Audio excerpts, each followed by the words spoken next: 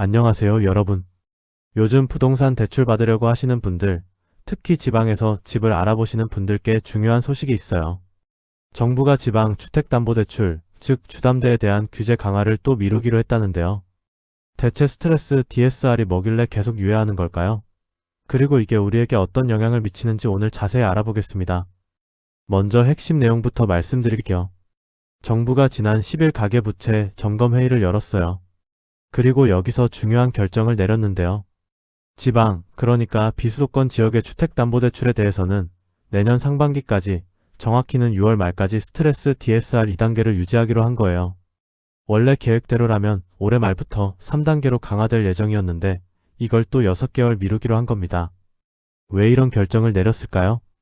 정부는 가계부채에 미치는 영향과 지방 건설 경기 상황을 종합적으로 고려했다고 설명했어요. 요즘 지방 부동산 시장이 어렵잖아요. 여기에 대출 규제까지 강화하면 지역 경제가 더 어려워질 수 있다는 우려가 반영된 거죠. 그럼 도대체 스트레스 DSR이 뭐길래 이렇게 난리일까요?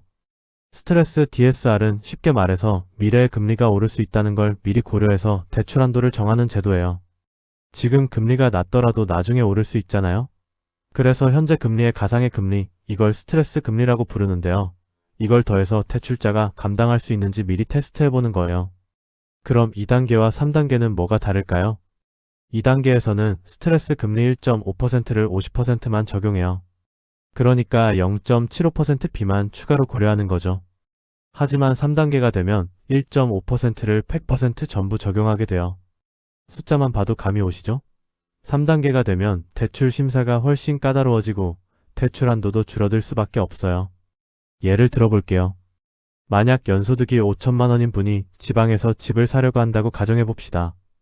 2단계에서는 비교적 여유있게 대출을 받을 수 있지만 3단계가 적용되면 같은 소득으로도 받을 수 있는 대출 금액이 수천만 원 줄어들 수 있어요. 그럼 이후의 결정이 왜 중요할까요?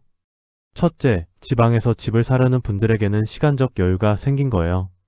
내년 6월까지는 좀 더 유리한 조건으로 대출을 받을 수 있다는 뜻이죠. 둘째, 지역 건설 경기에도 숨통이 트이게 됐어요.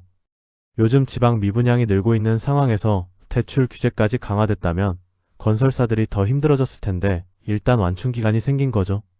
하지만 주의할 점도 있어요. 정부는 이번에 유예를 결정하면서도 가계부채 관리에 각별한 주의를 기울이겠다고 강조했어요. 특히 올해 10월 15일에 발표된 부동산 대책 이전에 주택 거래량이 증가했던 만큼 이달 중에 주담대가 시차를 두고 급증할 가능성이 있다고 보고 있거든요.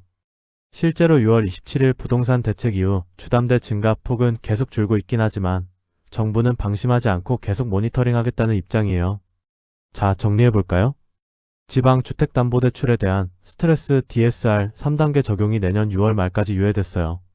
이는 가계부채의 영향과 지방 건설 경기를 고려한 결정이고요. 2단계와 3단계의 가장 큰 차이는 스트레스 금리 적용 비율인데 3단계가 되면 대출 한도가 크게 줄어들 수 있어요. 지방에서 집을 알아보시는 분들은 내년 상반기까지는 좀 더 유리한 조건이니 참고하시면 좋을 것 같고요.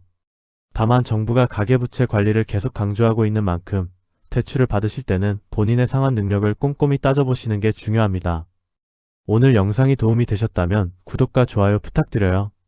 다음에도 유익한 부동산 정보로 찾아뵙겠습니다. 감사합니다.